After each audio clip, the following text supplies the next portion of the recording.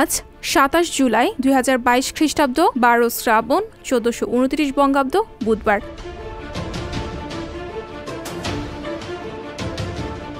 ১৯০৮ সালের ২৭ জুলাইয়ের এই দিনে লন্ডনের চতুর্থ অলিম্পিক প্রতিযোগিতা শুরু হয়। ২২টি দেশ এবং প্রায় ২,০০০ অ্যাথলেট এই প্রতিযোগিতায় অংশ নেয়। শেফার্স বুশ স্টেডিয়ামে এই আসরের উদ্বোধনী অনুষ্ঠান অনুষ্ঠিত হয়।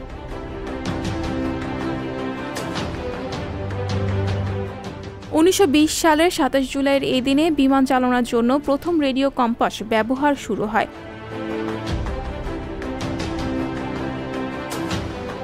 ১৯৭১ সালের ২৭ জুলাইয়ের এই দিনে প্রশাসনের সুবিধার্থে মুজিবনগর সরকার সমগ্র দেশকে ৯টি অঞ্চলে ভাগ করে। পরে সেপ্টেম্বর মাসে চূড়ান্তভাবে ১১টি অঞ্চলে ভাগ করা হয়। প্রতিটি জোনের সার্বিক তত্ত্বাবধানের জন্য আঞ্চলিক প্রশাসনিক পরিষদ গঠিত হয়। সরকার হতে চেয়ারম্যানের অধীনে একজন করে সচিব নিযুক্ত করা হয়। এছাড়াও প্রতিটি জোনে সরকার থেকে ৭ জন করে কর্মকর্তা নিয়োগ করা হয়, যারা বিভাগীয় কাজ সম্পাদন করতেন।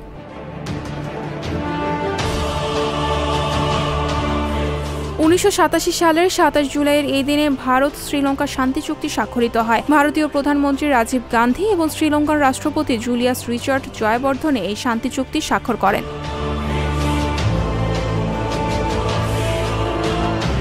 ২০০৫ সালের ২৭ জুলাইয়ের এই দিনে আরব সাগরে ভারতের একটি তেল ও গ্যাস উত্তোলন মঞ্চ অগ্নিকাণ্ডে ধ্বংস হয়ে যায়।